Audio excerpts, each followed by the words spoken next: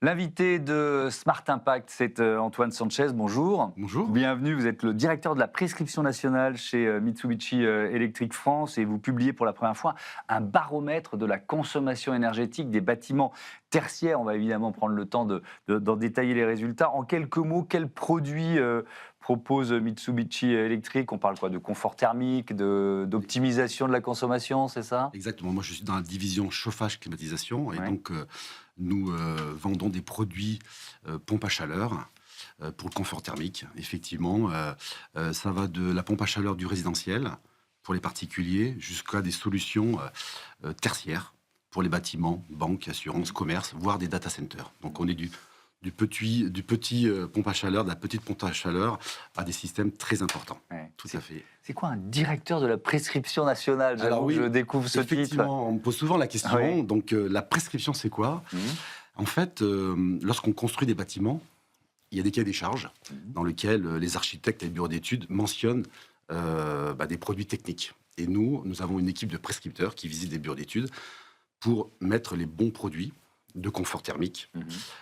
à travers des cahiers des charges. Et donc, ils font de la prescription de solutions techniques liées à la demande d'un bureau d'études ou d'un maître d'ouvrage. Donc, ils sont un travail de prescription de solutions techniques. Tout à fait. Et donc, vous publiez pour la première fois ce baromètre de la consommation énergétique des bâtiments tertiaires. Déjà, question toute simple, pourquoi cette démarche? Pourquoi vous avez voulu mener cette étude? En fait, on a constaté que nous avions connecté plus de 350 bâtiments dans lesquels nous avions pas mal de données et d'informations. Et donc, on a voulu faire un panel sur 39 sites, 35 000 m2, et analyser un petit peu comment améliorer le confort et la consommation énergétique. Et on a constaté qu'il y avait différentes informations, que la pompe à chaleur consomme 2 fois moins qu'une solution gaz, par exemple. Mhm.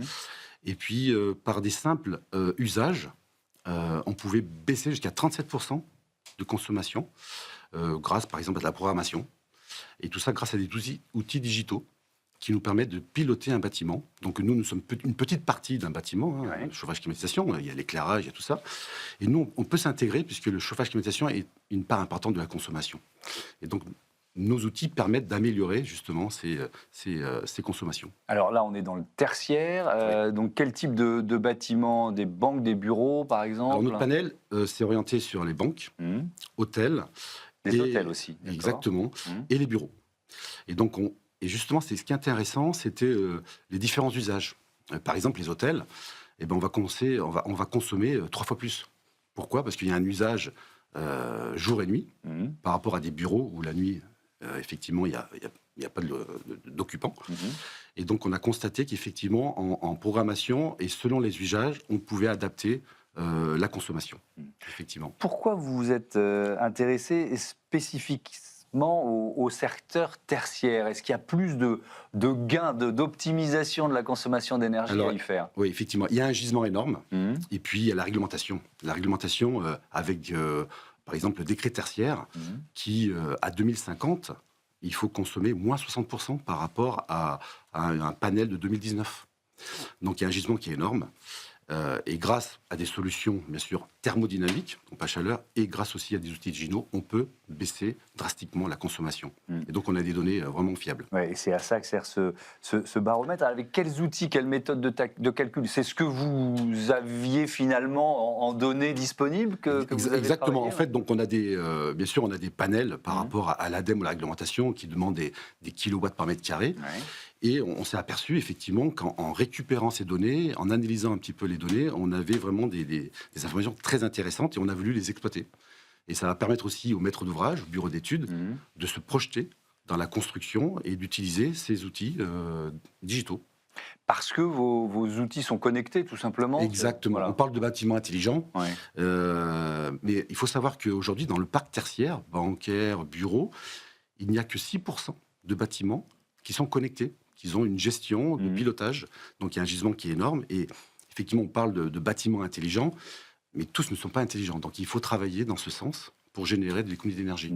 Donc on a dit banque, bureau, hôtel. C'est les trois, Oui, les trois secteurs Oui. ou les trois bâtiments types sur lesquels On a analysé. vous avez analysé. Lequel ou lesquels? Alors vous avez un peu parlé, répondu avec les hôtels, mais la déperdition énergétique, elle est plus importante dans les hôtels ou pas forcément? Alors pas forcément, c'est simplement l'usage. Ça, c'est l'usage. C'est l'usage, effectivement. Et à un moment donné, par exemple, une chambre d'hôtel, elle est inoccupée. Donc c'est un peu idiot de chauffer ou de refroidir s'il n'y a personne. Donc on peut travailler justement sur un taux d'occupation pour baisser drastiquement la consommation. Voilà, donc c'est intéressant d'analyser les usages selon l'application. Et donc, vous avez des solutions adaptées à chaque site? Eh ben, effectivement, les outils digitaux vont permettre de s'adapter aux usages. Donc, par exemple, des calendriers, tout bête, dans des agences bancaires, par exemple, le soir, il n'y a personne. Donc, on peut baisser drastiquement la température, un minimum, pour que le lendemain matin, ça reparte tout doucement. Ce que vous nous dites, enfin, je pense qu'intuitivement, on pouvait tous le savoir. Vous voyez ce que je veux dire? Pourquoi on n'agissait pas? Parce qu'on n'a pas les outils connectés? Parce que c'était tout simplement pas une préoccupation? Exactement, parce que je pense que ce n'était pas une préoccupation. Et puis, il faut faire des outils simples et un peu de bon sens. Et il faut aussi éduquer les usages. On est tous habitués à appuyer sur des boutons, à monter la température, à la baisser. Et il faut apprendre aussi à laisser le système automatiquement se mettre en place.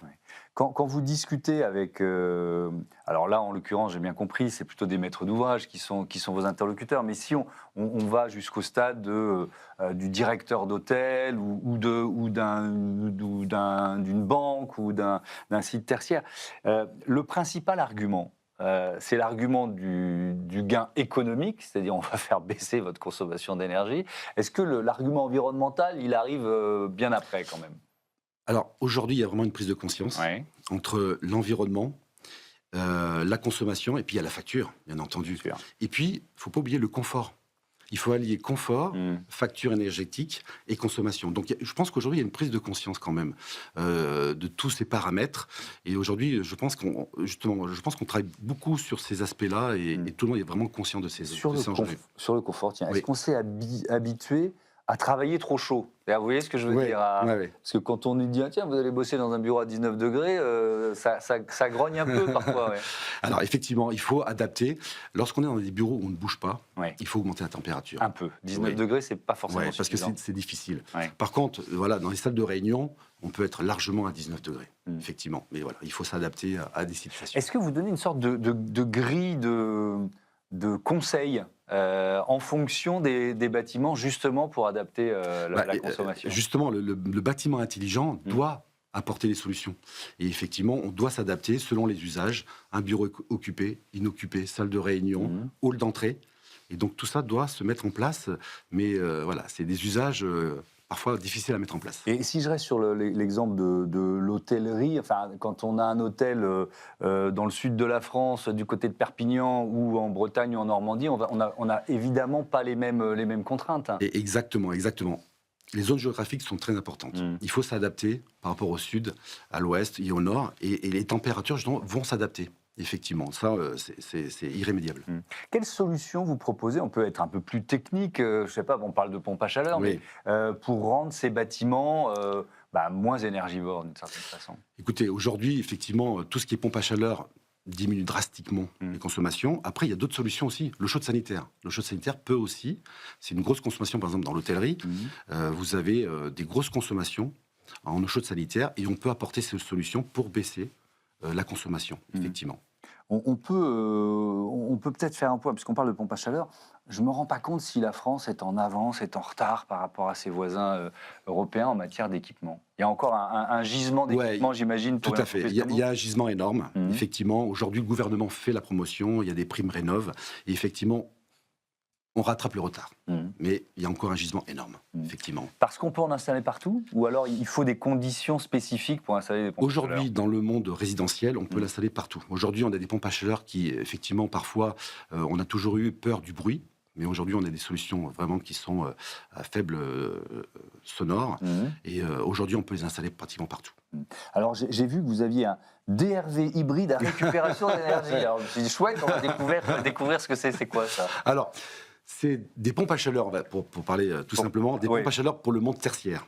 D'accord. Et ce qui est très intéressant avec ces systèmes, c'est par exemple dans un bâtiment qui est orienté nord au sud, on a la capacité à faire du chaud et du froid en même temps.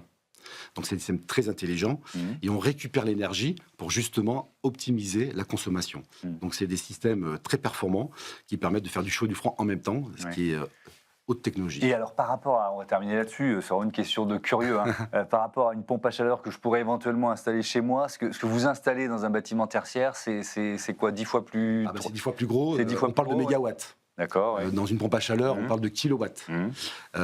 C'est la même chose, mais avec des systèmes beaucoup plus importants. Je l'imagine. Merci beaucoup Antoine Sanchez et à bientôt merci beaucoup sur Bismart for Change. C'est l'heure tout de suite de notre débat. On va parler de justice fiscale, on va parler évidemment de taxes, la taxe Zuckman au hasard, et puis aussi de l'image des entrepreneurs. Est-ce qu'elle est trop souvent caricaturée ?